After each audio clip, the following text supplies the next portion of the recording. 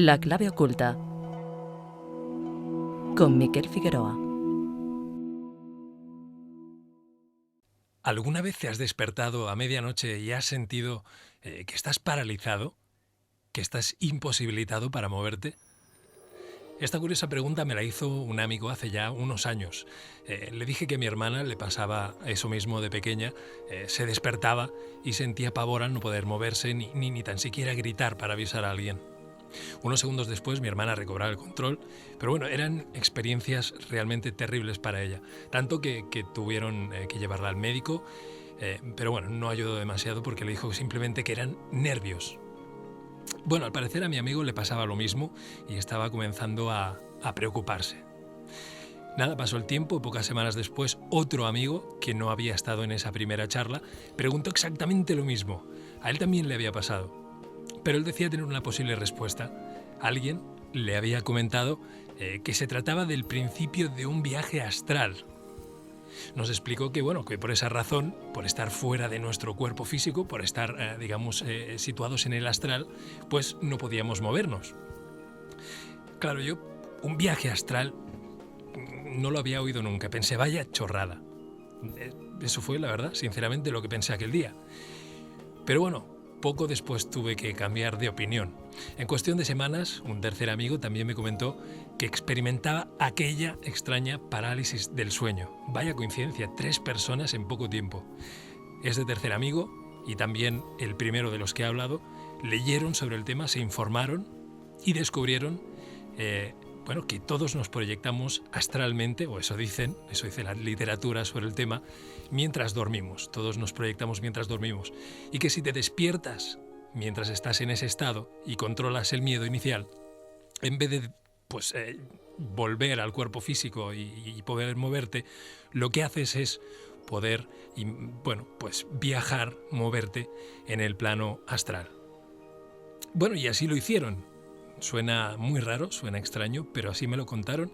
Desde entonces, estos dos amigos han vivido experiencias increíbles que solo se pueden explicar si acordamos que sus conciencias viajaron fuera de sus cuerpos. ¿Y a qué viene todo esto? Os preguntaréis. Bueno, pues porque Libros Cúpula acaba de publicar Cómo realizar un viaje astral. Su autor es José Gregorio González, escritor de varios libros, periodista, colaborador de las revistas Año Cero, Enigmas y Más Allá y presentador del programa Crónicas de San Borondón en Canarias Radio. Lo tenemos aquí al teléfono. Buenos días, José Gregorio. Buenos días, Miquel. Buenos días a los oyentes.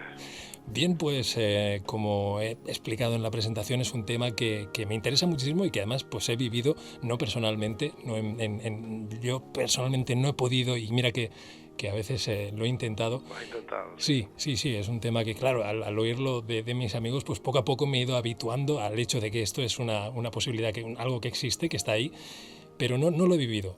Bueno, me gustaría hablar contigo, te preguntaré también a ti si has tenido experiencias en el tema, pero vamos por el principio. ¿Qué te ha llevado a interesarte y a escribir sobre el tema? Pues mira, yo creo que un poco lo que me llevó a este tema y a muchísimos de estos temas es la curiosidad, ¿no? La curiosidad por el mundo del misterio, de lo insólito, y las cuestiones que tienes más cerca pues son precisamente aquellas que están relacionadas con la mente humana, ¿no? Con capacidades potenciales que tendríamos aún por explorar. Y al estar tan cerca y en teoría pues estar presentes en todos, pues obviamente es un territorio donde trabajar, donde experimentar, donde indagar, se convierte en algo bastante más sencillo, ¿no?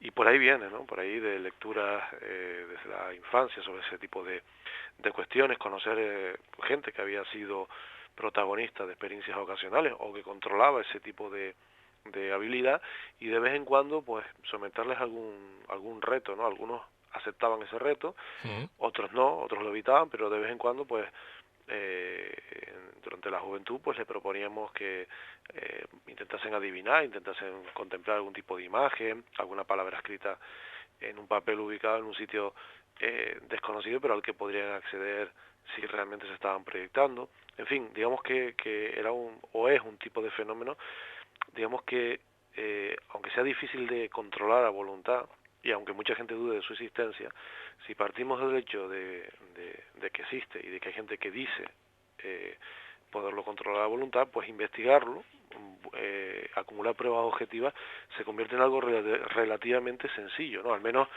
a nivel doméstico, ¿no? Tan sencillo como pedirle a alguien que se proyecta, que dice que es capaz de proyectarse a voluntad, pues que sea capaz de proyectarse a un lugar donde al que tú le indiques y donde previamente pues has colocado algún tipo de objeto, de imagen, de palabra, algo que él no conoce, en lo posible evitando que tú lo conozcas también, que tengas la certeza de lo que es, con lo cual tendríamos que incorporar a otra persona al experimento y que te proporcione la información. Si acierta, pues hombre, o es un churro, como solemos decir cuando alguien tiene la fortuna de saltarse todas las probabilidades en contra, Claro.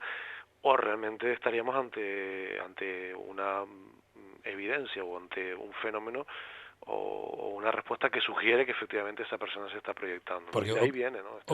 Este asunto de leer toda la literatura que caía en mis manos al respecto y de conocer después ya a viajeros experimentados que me contaban, y claro, yo me quedaba fascinado. También yo intentaba poner en práctica lo que me contaban, sobre un fenómeno que, bueno, es muy atractivo, ¿no? O sea, es algo muy sugerente, ¿no? Sí, sí, sí. Tu conclusión, ya lo adelantamos, es que el fenómeno existe. Lo que, bueno, pues queda un poco pendiente cuál es su naturaleza, ¿no? A lo mejor quedan Sí. evidentemente dudas, pero que existe, que está ahí y que al parecer hay algo que en nosotros, una conciencia, llámale algo, que no es local, eso Mm. pues sería la explicación, claro.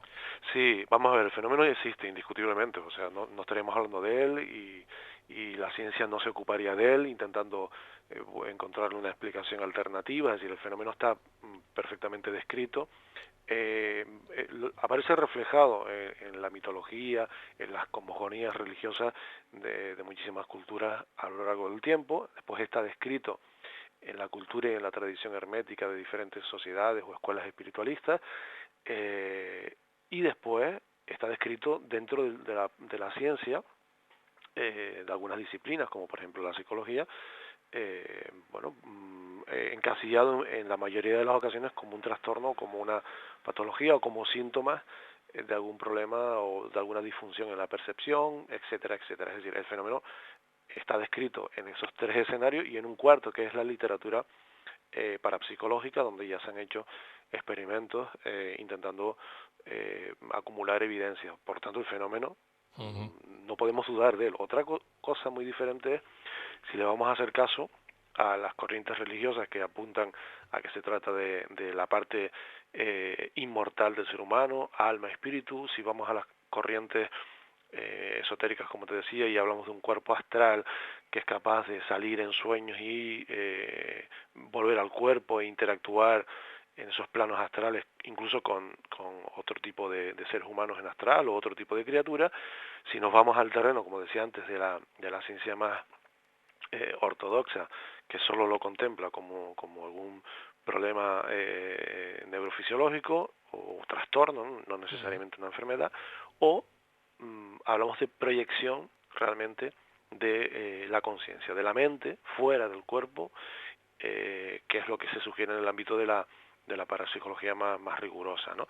Bueno, pues si planteamos esta última posibilidad, que puede tener, o sea, puede convivir con la lectura religiosa y con la lectura esotérica, pues estaríamos hablando de casi con toda probabilidad en el marco de la ciencia actual y de cómo va evolucionando el conocimiento con ese universo cuántico que nos están describiendo los científicos, pero probablemente estamos hablando de una conciencia no local, es decir, una conciencia que no vive, por decirlo de alguna forma así un poco grosera, dentro de nuestro cerebro, ni es producto de nuestro cerebro, sino que utiliza nuestro cuerpo para manifestarse en este mundo físico, ¿no? Esto suena algo muy místico y puede que lo sea, pero esto es algo que se está planteando en terrenos muy vanguardistas de la ciencia, ¿no? Claro, claro, claro. Y están las experiencias cercanas a la muerte también para apuntar Exacto, a sí. ello, pues está ahí. Bueno, como decía yo en la presentación, me acerqué al fenómeno a través de la catalepsia astral o la parálisis del sueño, que también se describe a nivel racional, científico, pues como algo puramente neurológico, fisiológico. Pero bueno, se dice, José Gregorio, que que cuando dormimos, que mientras estamos dormidos, de hecho todos vivimos un desdoblamiento astral, viajamos a nivel astral. ¿Es así? Sí, eso es, Claro, eso es lo que cuentan las corrientes, digamos, las escuelas de conocimiento, las corrientes esotéricas, las sociedades herméticas, ¿no? Que se han ocupado con mayor o menor profundidad de este fenómeno, ¿no? Ellos aseguran que durante el sueño, con independencia de que depuremos vivencias y estímulos que hemos podido tener durante el día, ¿no? Y es una especie de metabolismo, ¿no? De digestión que hacemos de toda esa información para estar equilibrados. Aparte de eso, pues una parte de las vivencias oníricas tienen que ver con los sueños, con los viajes astrales, ¿no? Y están absolutamente convencidos, y eso es lo que suelen enseñar a sus alumnos, a los integrantes de su sociedad, y es lo que han venido contando durante muchísimo tiempo. De hecho, hay muchas culturas tribales donde encontramos esa misma idea, ¿no? Que durante el sueño el alma abandona el cuerpo de la persona y viaja por diferentes espacios dependiendo de la cosmogonía de cada cultura, ¿no? Bueno, yo no podría asegurarlo, ¿no? Yo no podría asegurar que eso sea así, porque claro, es muy complicado. Pero lo que sí parece existir es una relación bastante clara entre el estado de sueño y el viaje astral. En principio porque una condición fundamental para el viaje astral, para el desdoblamiento, sobre todo cuando lo queremos controlar, cuando lo queremos provocar, es el estado de relajación, y ese estado de relajación es inherente al estado de sueño, ¿no? Al descanso. Por lo tanto, en teoría, ese primer obstáculo lo podríamos salvar, ¿no? Podríamos salvar el obstáculo también de la mente racional que se niega, que bloquea. Ese sería un obstáculo que también el sueño pues nos permitiría digamos que sortear con bastante facilidad, ¿no? ¿Qué sucede? Que después entre sueños y viajes astrales hay un punto intermedio una manifestación del sueño que es la del sueño lúcido, ¿no? Que dependiendo de quién hable del sueño lúcido, o bien te lo diferencian del viaje astral y te dicen que es una prefase del viaje astral. El sueño lúcido es ese momento, es ese tipo de sueños donde nos damos cuenta que estamos soñando y podemos modificar las tramas y reconducirlas un poco a nuestro antojo, ¿no?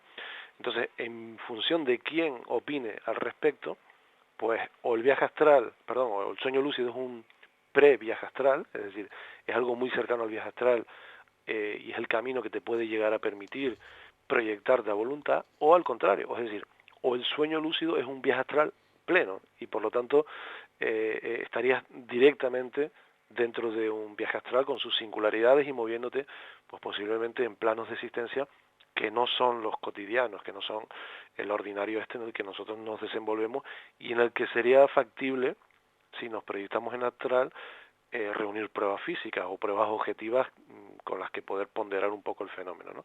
Pero conexión desde luego que hay.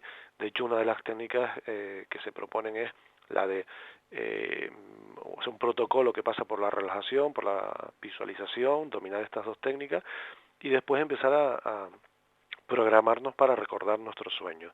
Una vez que controlemos un poco esto, la idea es programarnos para despertar dentro del sueño, que sería el sueño lúcido, ¿no?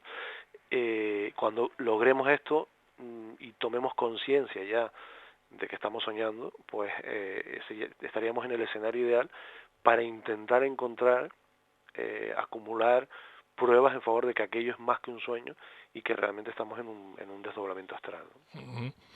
Hablemos del plano astral. La primera pregunta que nos puede venir a la mente, aunque es un poco pueril tal vez, es ¿dónde está el plano astral? Porque, bueno, hablamos de sueños lúcidos, hablamos de eso, de un mundo onírico, y es que este plano astral parece ser que evidentemente no es tan denso como el que conocemos, como el material. Es un plano donde la mente toma un lugar para la mente, ¿no? Donde los pensamientos toman forma. Es algo un poco pues diferente a lo mejor de lo que conocemos evidentemente como el mundo físico.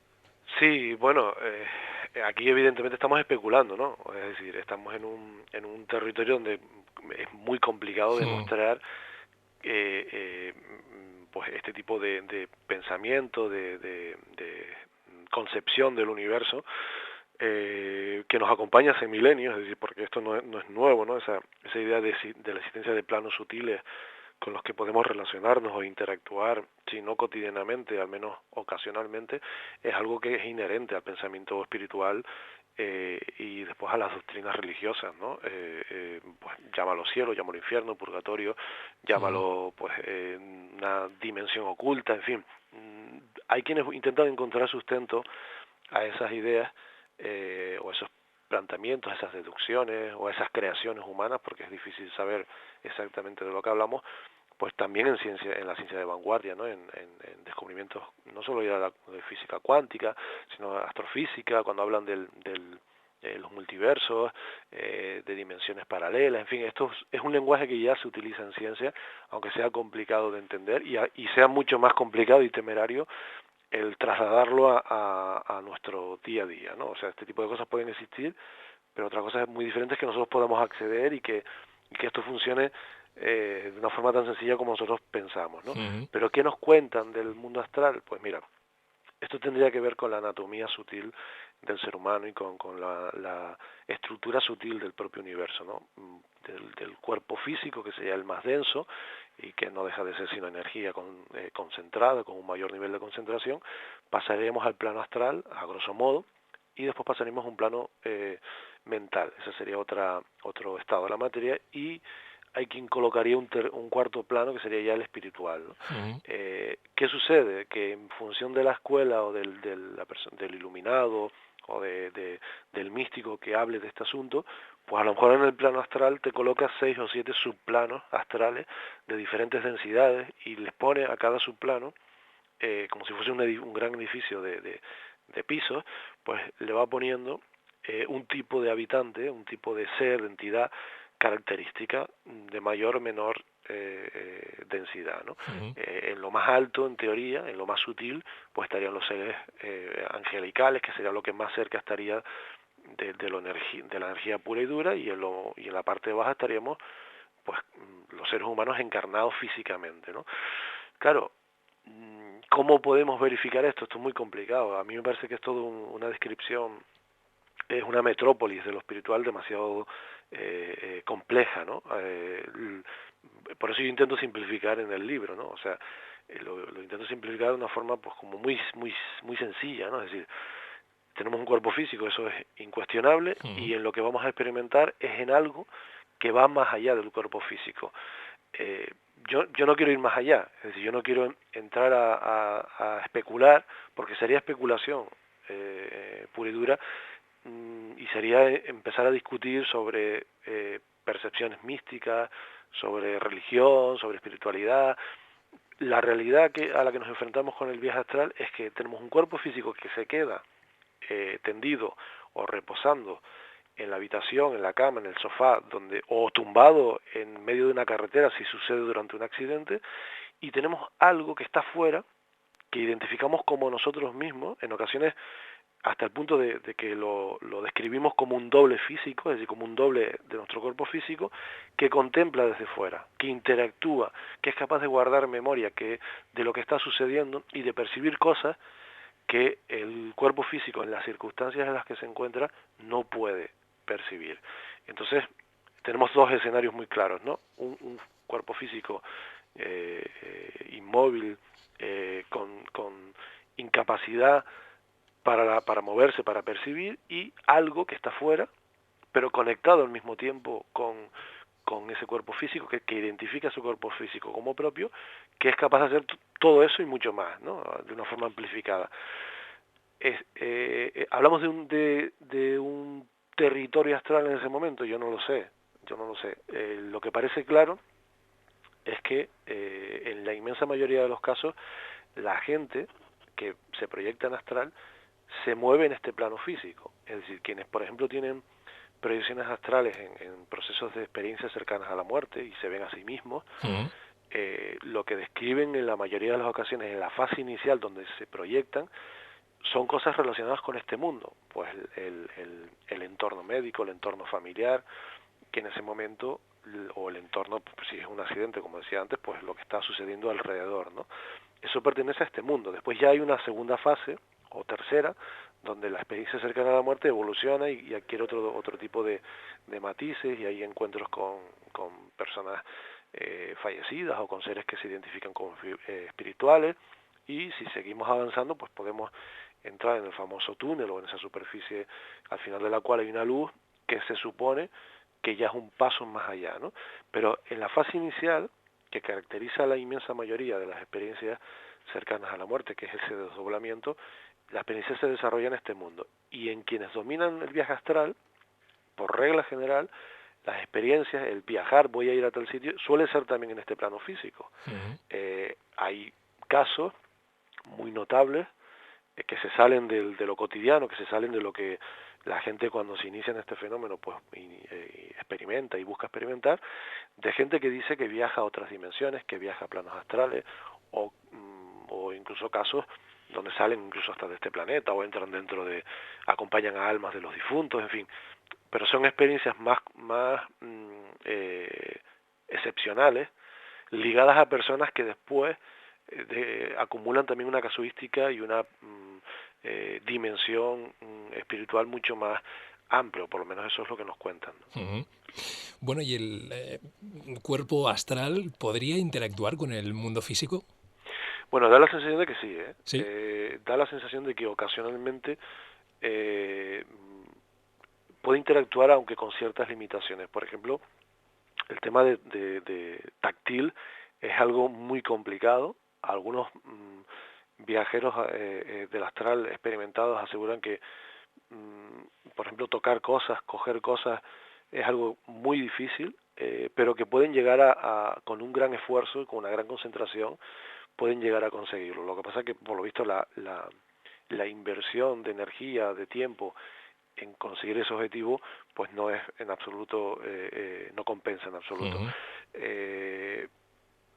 Hay una interacción clara a través, por ejemplo, del sentido de la visión, ¿no? Sí, Bueno, eso. el sentido de la visión también habría que matizarlo, ¿no? Pero bueno, a través de la visión y del oído hay una interacción directamente, porque es capaz de ver y es capaz de escuchar en lo que está sucediendo, en principio, en este mundo. Por lo tanto, hay una interacción, al menos en una dirección, ¿no? La del astral Pero hacia la hacia el gente, lado físico, y ¿no? la gente que está en el físico puede llegar a ver, a oír, a interactuar con el astral o con alguien que está en el astral. Bueno, hay casos, y esto es interesante, hay casos donde algunas personas aseguran haber podido ver las proyecciones astrales de los proyeccionistas, ¿no? Es decir, el cuerpo astral, haberlo podido ver, o bien como un doble, o bien como algún tipo de masa nebulosa, o incluso como una especie de bolita de luz, algo así, ¿no? Depende un poco del testigo.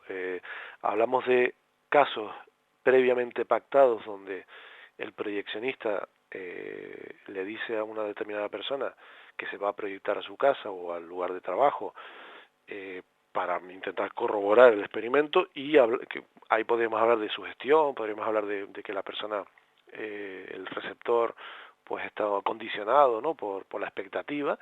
Y hablamos después de casos donde el que se proyecta no avisa previamente a la persona, se proyecta, lo comunica, y esa persona, o al revés, o sea, el receptor comunica haber visto al individuo esa noche o en un determinado momento, y el proyeccionista lo corrobora, dice efectivamente me he proyectado tal día o no. Puede, no suele ser lo frecuente, pero puede, y hay algunos de los casos más llamativos donde mayor claridad ha tenido el observador del cuerpo astral del proyeccionista, ha sido en estados de dormevela, es decir, parece ser que favorece también que el individuo que está siendo visitado esté en un estado de relajación para que pueda contemplar con mayor facilidad esa manifestación del doble astral, ¿no? Bueno, de hecho, alguna aparición que alguien podrá, digamos, explicar o dar, bueno, pues pensar que se trata de un fallecido, de un espíritu, ¿verdad? Una aparición fantasmal, pues tal vez se trate de un viajero del astral. No tiene Bueno, por qué ser alguien fallecido, claro. podría ser, ten en cuenta Claro. que la casuística que empezó a investigar la Sociedad Británica de Investigaciones Psíquicas, y después su homóloga norteamericana, a principios del siglo XX, una buena parte de la casuística tenía que ver con las proyecciones de lo que llamaban fantasmas de los vivos, ¿no? En muchas ocasiones relacionado con moribundos, ¿no? O con gente que estaba en procesos de trance, aunque después no muriese, ¿no? Pero en procesos de riesgo vital muy importantes, ¿no? Y hablaban, incluso en aquella época, era una casuística muy rica que está presente en los archivos de ambas sociedades, esbozaron la posibilidad de las proyecciones telepáticas, ¿no? O de las sugestiones telepáticas incluso, para intentar comprender lo que podía estar sucediendo y despojarlo un poco de cualquier componente espiritual o religioso, ¿no? En aquellos momentos donde se intentaba crear digamos un escenario de investigación rigurosa, respetable de este tipo de fenómenos.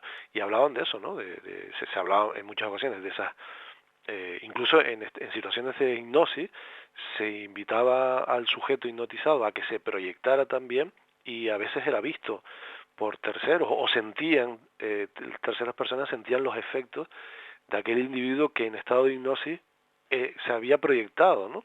Son cosas como muy curiosas, y hablaban, como te decía, para evitar el tema de los cuerpos astrales y de cualquier componente espiritual, hablaban de una influencia telepática, ¿no? De cómo el sujeto que en teoría se proyectaba realmente no lo hacía, sino lo que hacía era que telepáticamente influía en la mente del receptor, creando una ilusión, o incluso se materializaba, digamos, combinando telepatía y casi psicocinesis, ¿no? Como si fuese un Bueno. ectoplasma, se densificaba delante del receptor, ¿no? Pero claro, intentando despojarlo por completo de cualquier componente espiritual. Bueno, parece que sí, que en teoría se podría ver, ¿no? Bueno, una de las cosas también que me ha chocado muchísimo hablando con gente que ha vivido este tipo de experiencias, sobre todo el tema de la catalepsia astral, es que muchos me hablan de que han notado la presencia de algo o de alguien que les observa, normalmente con una mirada como de curiosidad, más que nada. No era alguien amenazante, no era pues una presencia que les, bueno, que desprendiera una mala vibración, sino que, bueno, era más que nada una curiosidad, algo que a mí pues también me ha llamado mucho la atención.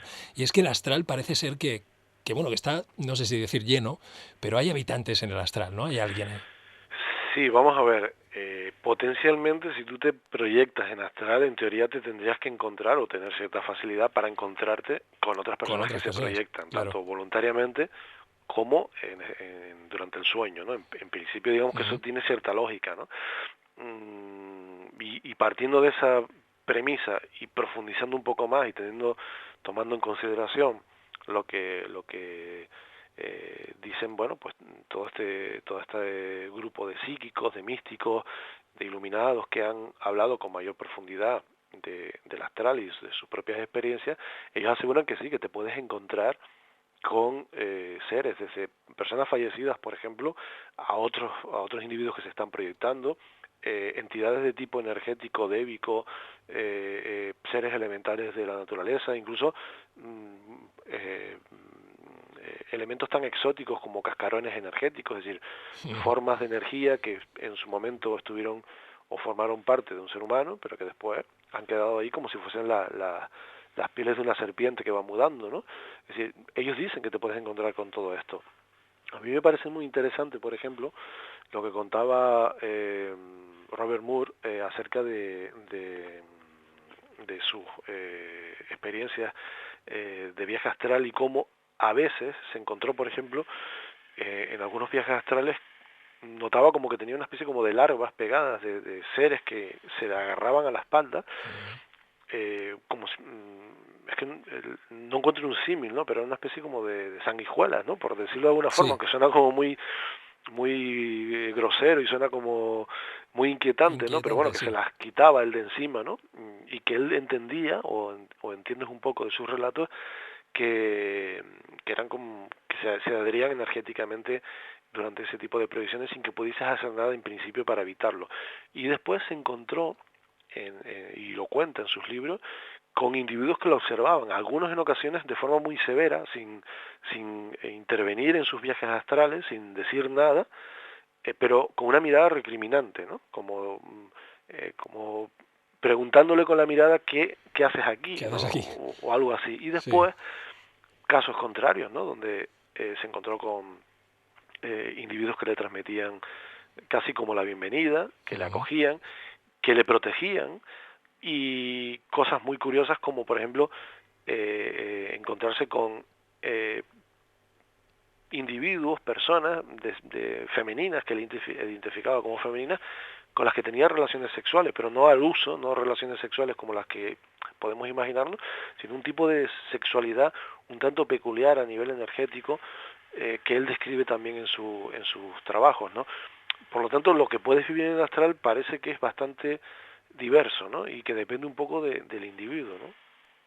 Hablabas ahora de, supongo, Robert Monroe. Sí, Robert Monroe, sí, efectivamente. También, bueno, Oliver Fox, Julio Roca Montañola, Sylvia Muldon, hay toda una... muchos presuntos, digamos, exploradores del astral que han dejado obras muy importantes al respecto y que, bueno, que han popularizado todo este tema. Bueno, el libro, tu libro, del que estábamos hablando, Cómo realizar un viaje astral, tiene una parte práctica, porque si bien se puede dar espontáneamente el viaje astral, también lo podemos producir a voluntad, eso dices tú. ¿Cómo lo podemos hacer? ¿Qué pasos debemos dar? Bueno, digamos que no es tan sencillo obtener los resultados deseados, pero sí es bastante fácil eh, recorrer el camino para obtenerlos, ¿no?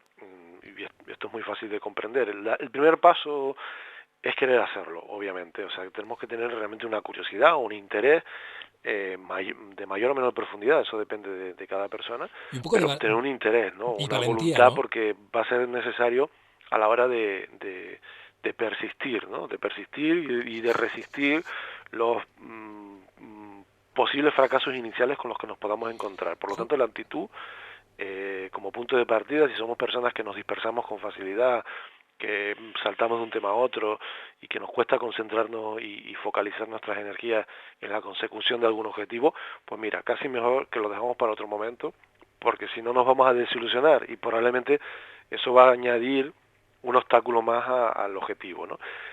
Predisposición, en segundo lugar, relajación, eso es fundamental. Incluso en las situaciones de viaje astral espontáneo relacionadas con un accidente, obviamente ahí tenemos un cuerpo físico que está sometido a un gran estrés, pero no tenemos control sobre él, por lo tanto estaríamos hablando de algo parecido a la relajación, ¿no? En principio, ¿no? Aunque obviamente no se trata de lo mismo, ¿no? Pero la relajación es fundamental. Controlarla, conseguir un estado de serenidad física, un estado de serenidad mental y emocional, es fundamental para poder concentrarnos, para poder conducir cualquier ejercicio que queramos llevar a cabo.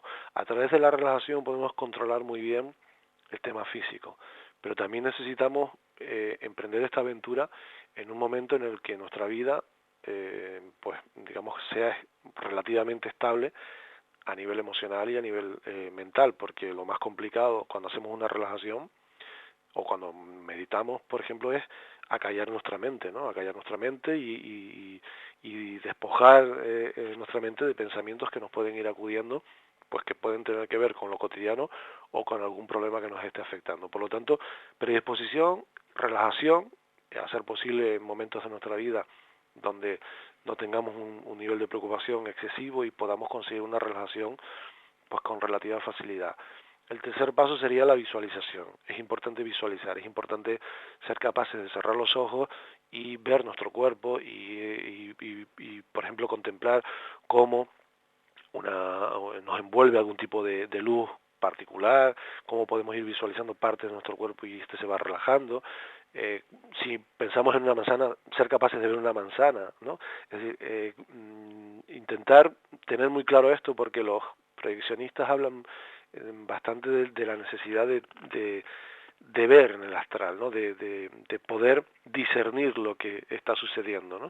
Hay viajeros del astral que dicen que viajan con los ojos cerrados, ¿no? Esto es muy curioso porque cuando salimos no tenemos ojos realmente, ¿no? Es decir, digamos que los sentidos actuarían a otro nivel. Lo que pasa es que lo traducimos sensorialmente con el lenguaje y con lo que tenemos a nuestro alcance, ¿no? Entonces la visualización sería muy importante porque muchas técnicas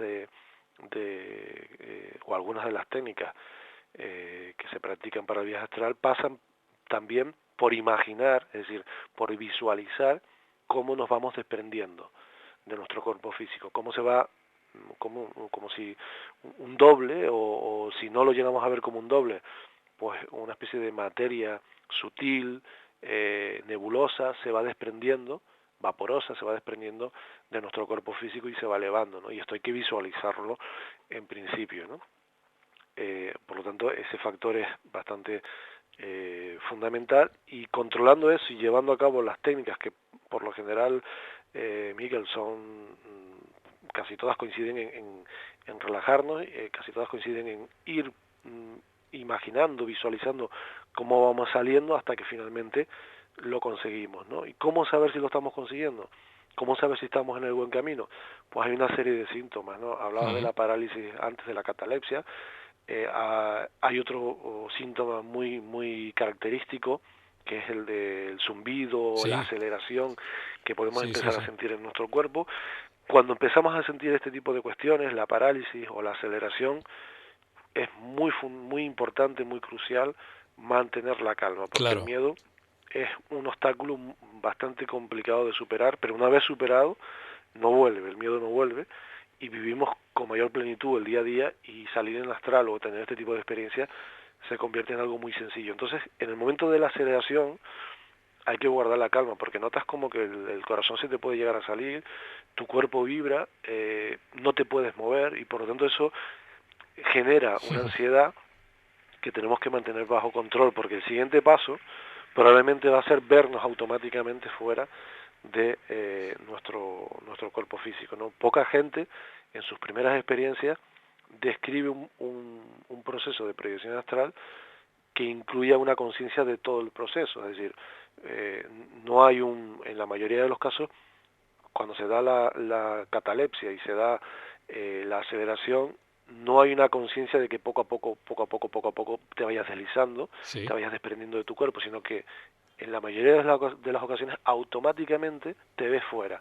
Y en ese momento también hay una sensación de ruptura muy fuerte, hay un shock mental, bueno, por utilizar una expresión, no sabemos si es la mente o qué, donde al verte a ti mismo desde fuera, te asalta nuevamente los temores, el miedo a la muerte, el miedo a no poder regresar, y casi siempre ese primer viaje astral concluye ahí, es decir, automáticamente Claro. te vuelves a ver de nuevo en tu cuerpo, te vuelves a sentir en tu cuerpo del impacto que tienes tan grande al verte, ¿no? Tú Entonces, dirás. un poco las técnicas casi todas van por ahí, ¿no?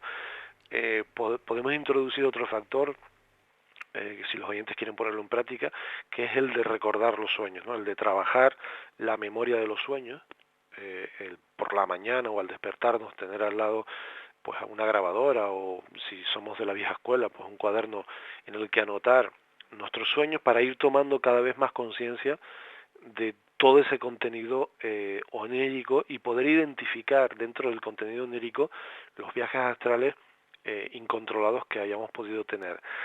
Una vez un poco disciplinados con ese universo onírico, podemos probar a programar sueños, es decir, a intentar influir en el contenido de los sueños. Esto, en teoría, es bastante sencillo. Se trata sencillamente de irte condicionando antes de acostarte, y de irlo en ese estado de relajación y de visualización, ir como programando tu mente para soñar con determinados elementos. Se consigue con cierta facilidad, no requiere demasiado esfuerzo, y el trabajo en los sueños continuaría pues programándote para despertar dentro de un sueño que tú previamente, digamos, has programado. Es decir, pues quiero soñar con que voy a estar en una determinada playa de un determinado lugar, ¿no? Consigues soñar, consigues que se cuelen algunas imágenes de ese escenario con el que quieres soñar, y una vez que lo consigues, el siguiente paso sería: quiero despertarme durante el sueño que voy a tener en ese lugar, en esa playa, ¿no? Y ahí estaríamos accediendo en teoría a un sueño lúcido, estaríamos tomando las riendas de un sueño lúcido.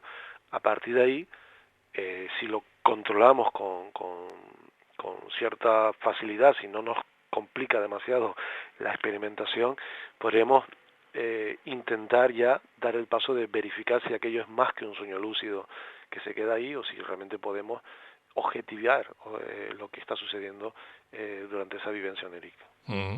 En el libro pues hay un montón de aspectos pues prácticos para que la gente realice un viaje astral, por eso se llama Cómo realizar un viaje astral.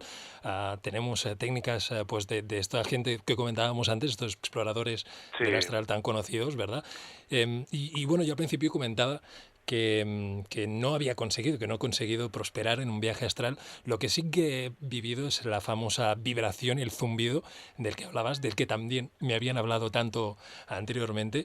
Y yo creo que escuchándote diría que tú has prosperado un poco, has llegado a vivir algo en el astral, ¿no? ¿Es así?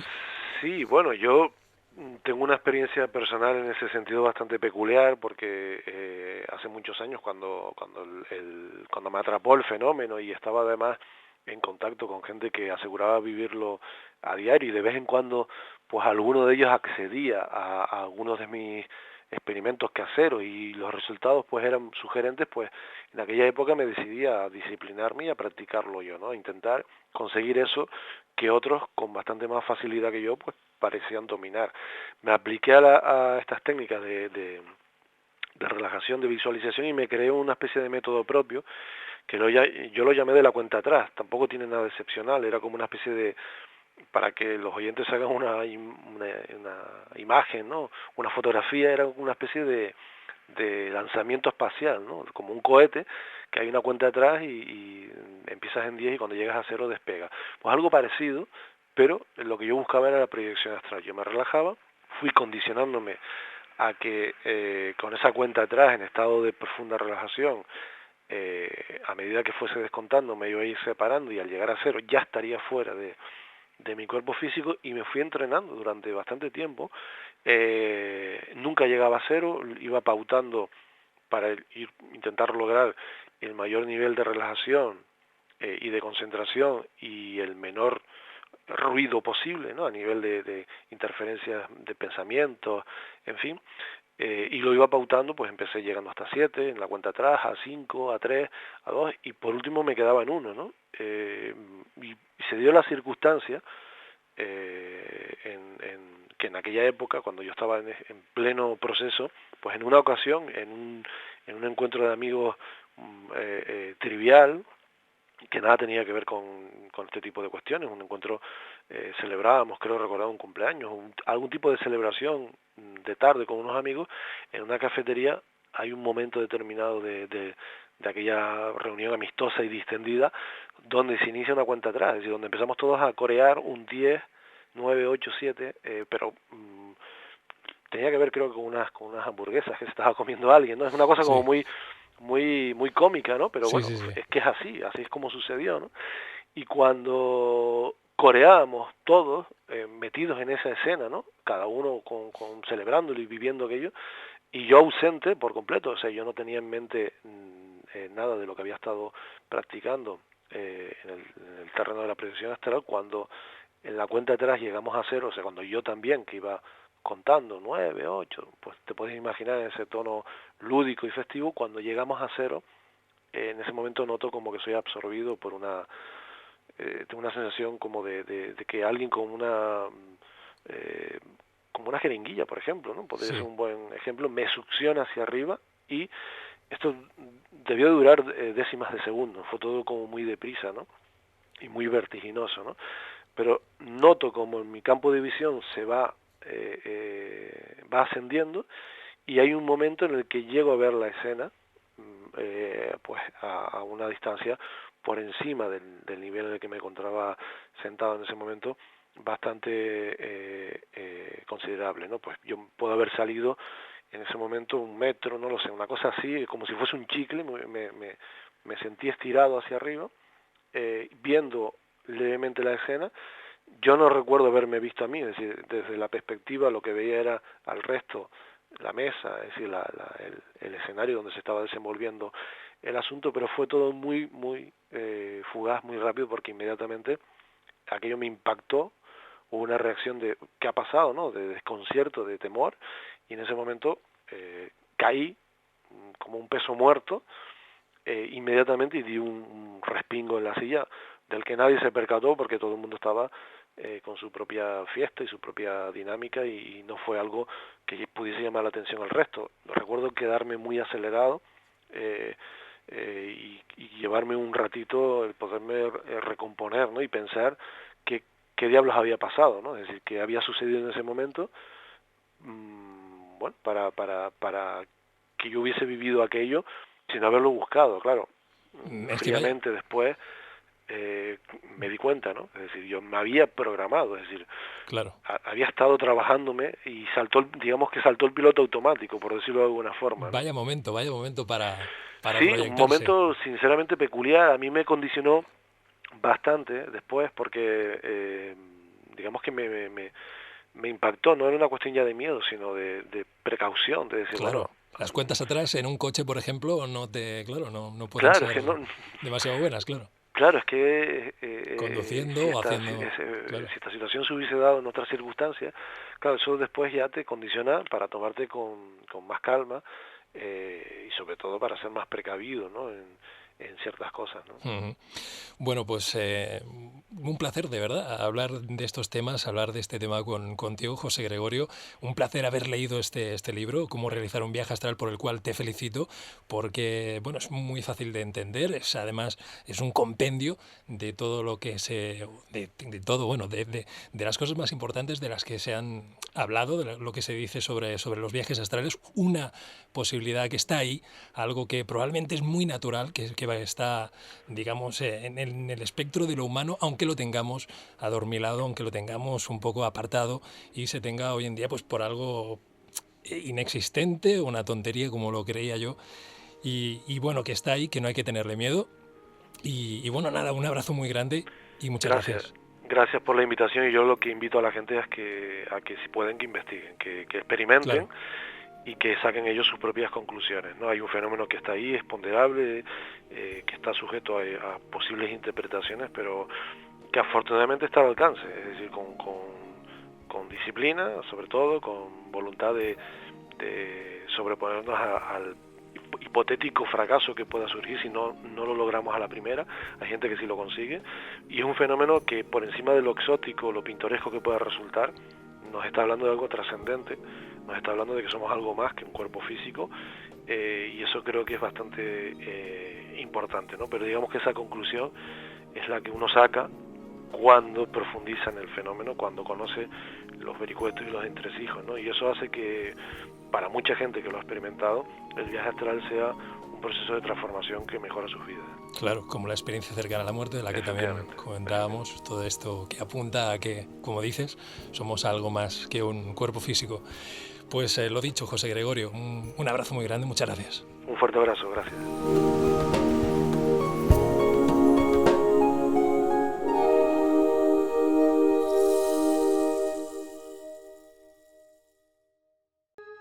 La Clave Oculta. Síguenos en Facebook, Twitter y en el blog del programa, laclaveoculta.blogspot.com. Escúchanos en iVoox y en Edenex, la radio del misterio.